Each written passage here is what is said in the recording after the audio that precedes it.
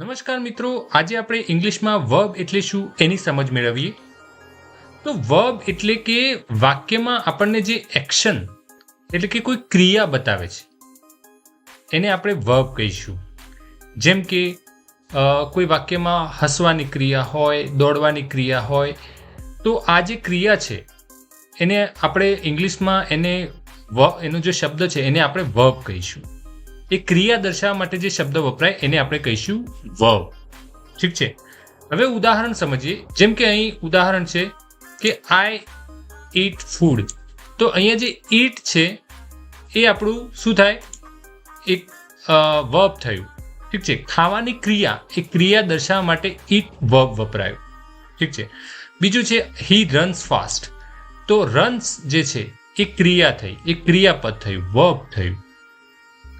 તો અહીંયા જે રન્સ છે એ વર્બ છે અને એ દોડવાની ક્રિયા બતાવે છે. વર્બ જે છે એ ફિલિંગ અને એક્સપિરિયન્સ બતાવવા માટે પણ વપરાતું હોય છે. કેવી રીતે? તો અહીંયા વાક્ય આપેલું છે, જેમ કે આઈ લવ માય ફેમિલી. એટલે અહીંયા જે લવ વર્ડ વપરાય છે એ ફિલિંગ દર્શાવે છે. હું મારા પરિવારને પ્રેમ કરું છું, તો પ્રેમની એ ફિલિંગ બતાવી. તો એના માટે જે શબ્દ વપરાય એ આ લવ એ પણ એક વર્બ છે જે ફિલિંગ બતાવે છે. સેમ કે આઈ હેટ વેકિંગ અપ અર્લી. મને વહેલા ઉઠવાનું પસંદ નથી. તો આ જે હેટ જે છે એ પણ એક ફિલિંગ બતાવી છે. I believe in hard work.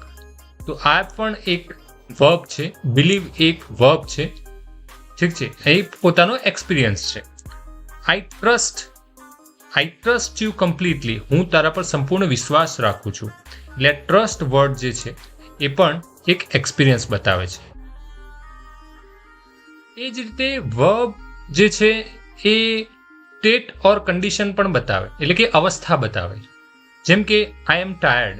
તો અહીંયા એમ, ઇઝ, આર જે પણ આ વર્ડ વપરાયા છે એ બધા વર્બ છે. આ જે પણ શબ્દો છે એ બધા વર્બ છે. એ વર્બના ફોર્મમાં અહીંયા યુઝ થયા છે. ઓકે. જેમ કે તમે અહીંયા જોઈ શકો છો કે આઈ એમ ટાયર્ડ, હું થાકી ગયો છું. તો આ શું બતાવે? ફિઝિકલ કન્ડિશન બતાવવા માટે અહીંયા વર્બનો યુઝ થયો છે. એ જ રીતે હી ઇઝ સિક, એ તે બીમાર છે. તો આ સ્ટેટ ઓફ ધ હેલ્થ એટલે કે એના જે હેલ્થની સિચ્યુએશન બતાવવા માટે અહીંયા જે ઇઝ વપરાય છે એ એઝ અ વર્બ વપરાય છે. એ જ રીતે તમે જોઈ શકો છો કે દે આર હેપી, તેઓ ખુશ છે. તે ઇમોશનલ સ્ટેટ બતાવવા માટે અહીંયા આર વર્બ યુઝ થયો છે.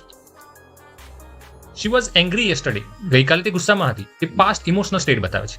તો આ થયા વર્બ.